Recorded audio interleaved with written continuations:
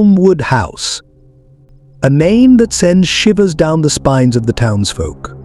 Perched on the edge of a dense forest, this grand but decaying mansion has a history steeped in mystery and fear.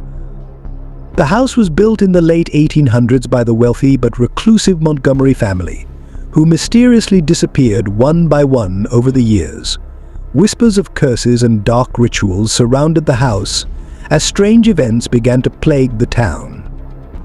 As the decades passed, Elmwood House became a place of dread, a place that seemed to consume anyone who dared to enter. Local legends speak of the last remaining Montgomery, a woman named Eleanor, who was said to have dabbled in dark arts. Some claim they still see her shadow wandering the halls, her eyes glowing in the dark corners of the mansion.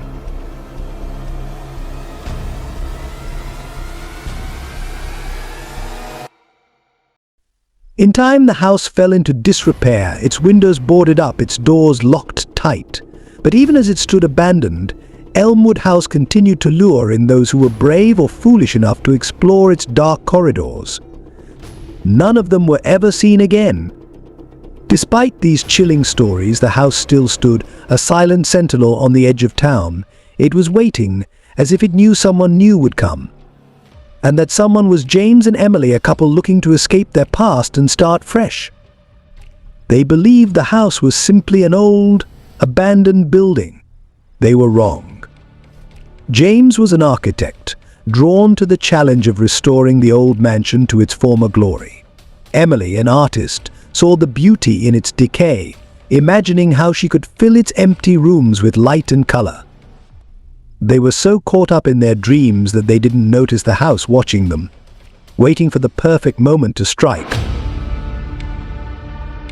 The first few days in Elmwood House were uneventful, almost peaceful.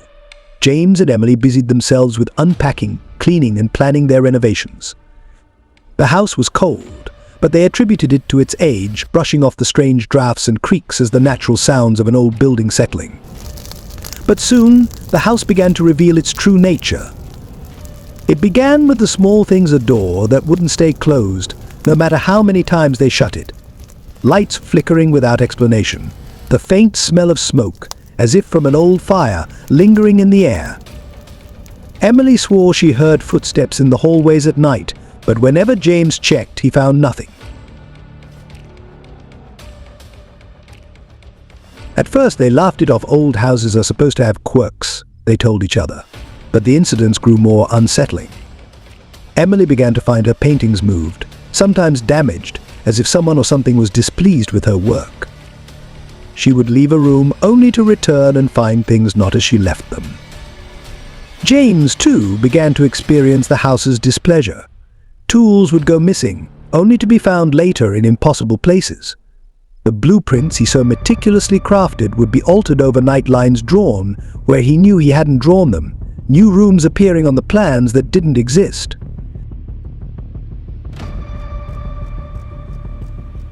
The atmosphere in the house grew heavier with each passing day. Emily felt a presence constantly watching her, and James's once logical mind began to unravel. The couple tried to rationalize what was happening, but the truth was undeniable. Elmwood House was alive, and it was testing them. One evening, as a storm raged outside, the house seemed to come alive with a new intensity. The wind howled through the cracks, the walls groaned under unseen pressure, and the floorboards creaked as if someone or something was pacing just beyond their sight. As the storm reached its peak, a loud crash echoed from the basement, a sound that would change everything. With trepidation, Emily headed down into the darkness. James heard Emily step on the stairs, so he followed her down to the basement. James descended into the basement, his flashlight barely cutting through the darkness. The basement was larger than it seemed, filled with old, forgotten items. He didn't find Emily. Then he noticed something strange: a hidden door, covered in eerie symbols.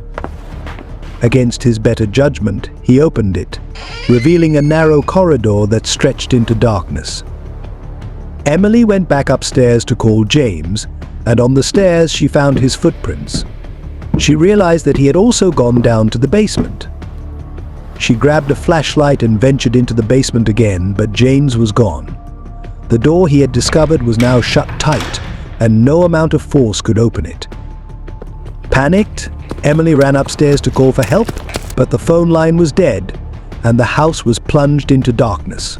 Then she heard footsteps, slow, deliberate, coming from the basement. Before she could react, the basement door burst open. In the darkness, she saw a figure that looked like James, but it wasn't him. The house claimed another soul that night, its secrets buried once again.